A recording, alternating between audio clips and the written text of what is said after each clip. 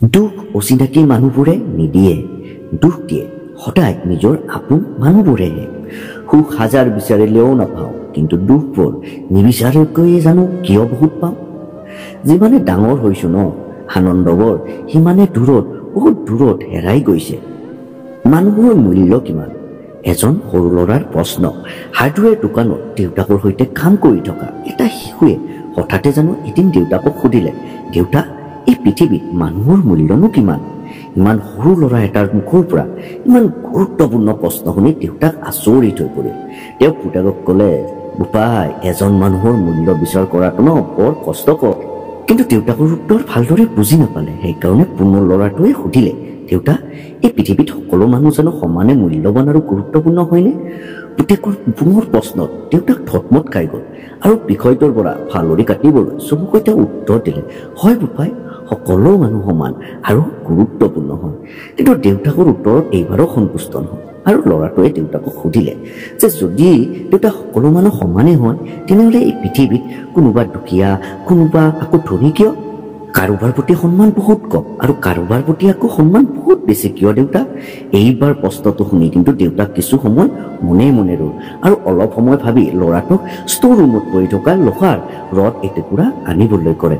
ল'ৰাটোৱে দৌৰি গৈ এটুকুৰা ৰড আনি দেউতাকক দিলে। তেতিয়া দেউতাকে সুধিলে, বোপাই, কোৱাচোন এই ৰড টুকুৰাৰ বাৰু দাম কিমান হ'ব? ল'ৰাটোৱে অলপ চিন্তা কৰি ক'লে, দেউতা 200 টকামান হ'ব চাগে। তেতিয়া দেউতাকে ক'লে, যদি মই ইয়াক কাটি কাটি একদম সৰু সৰু গজাল বনাওঁ তেন্তে ইয়াৰ মূল্য কিমান পাম কোৱাচোন? তেতিয়া শিশুটোৱে অলপ সময় ভাবি ক'লে, দেউতা প্ৰায় 1000 টকামান পাম নেকি? তেতিয়া দেউতাকে ক'লে, যদি এই লোহাৰ টুকুৰাৰ মই বহুত সৰু সৰু স্প্ৰিং বনাওঁ তেতিয়া বাৰু কিমান পাম?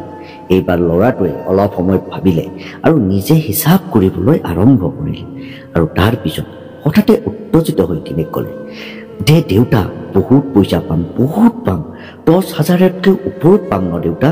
তেতিয়া দেউতাকে পুতেকৰ মুখৰ ফালে চালে আৰু এটা মিচিকিয়া হাঁহি মাৰি বুজাই দি ক'লে, তোমাৰ চিন্তা আৰু ধাৰণা শুদ্ধ পাই। লোহাৰ ৰড কিন্তু এটুকুৰাই, কিন্তু তাক যদি আমি বিভিন্ন ধৰণে সজাব পাৰোঁ মানুহৰ মূল্যও ঠিক তেনেকুৱাই। আমি যি ৰূপত গঢ় দিব বিচাৰোঁ তাৰ ওপৰতে আমাৰ জীৱনৰ মূল্য নিৰ্ধাৰণ কৰা হয়। এই কাহিনীটোৰ পৰা ল'ৰাটোক এইটোৱে বুজাব ওলাইছে যে আমি সকলোৱে আমাৰ নিজৰ প্ৰকৃত মূল্যৰ মূল্যায়ন কৰিবলৈ অক্ষম হৈ পৰোঁ। আমি সদায় নিজকে মূল্যহীন ভাবি দুৰ্বল অনুভৱ কৰোঁ, কিন্তু পাহৰি যাওঁ যে আমাৰ সকলোৰে অপৰিসীম শক্তি থাকে। আমাৰ প্ৰত্যেকৰে জীৱনটো সদায় সম্ভাৱনাৰে ভৰা। কেতিয়াবা পৰিস্থিতি ভাল নহ'ব পাৰে, কিন্তু সেই বুলি আমাৰ মূল্য কেতিয়াও হ্ৰাস নহয়। দেউতাকে আকৌ ল'ৰাটোক ক'লে যে বাপা, মনত ৰাখিবা, মানুহ কেতিয়াও বেয়াকৈ জন্ম নহয়। এই পৃথিৱীখনে মানুহক বেয়া কৰিবলৈ বাধ্য কৰাই দিয়ে।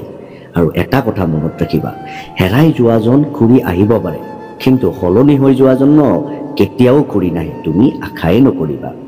গতিকে বন্ধু বান্ধৱীসকল, কেনেকুৱা পাইছে ভিডিঅ'টো? যদি ভাল পাইছে লাইক কৰি দিব, এবাৰ চেনেলটো ছাবস্ক্ৰাইব কৰি দিব। লগ পাম নেক্সট ভিডিঅ'ত।